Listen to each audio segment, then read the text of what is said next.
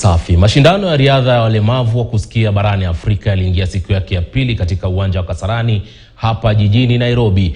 Kenya ilishamiri katika mbio za mita 100 kwa upande wa wanaume na wanawake kwa hisani yao David Wamira kumradhi, ambaye aliandikisha muda wa sekunde 11.39 huku naye Nyawira Berila akitumia muda wa sekunde 12.89 na kuipa Kenya nishani ya dhahabu.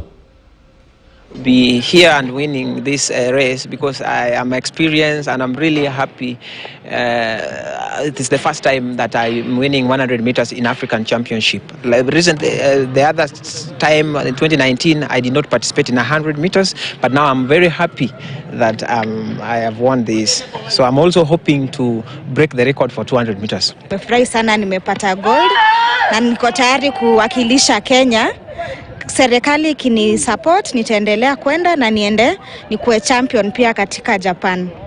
For the first time in African Championship, I was there, but that time I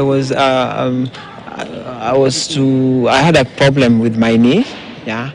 But I never gave up for that. I really did much, and it was really paining, but I really continue with the faith. The same faith. In that time I won the marathon. In second medal I had in steeplechase, I won silver. But for now, and I hope, and I'm going to change the position in the past and do better.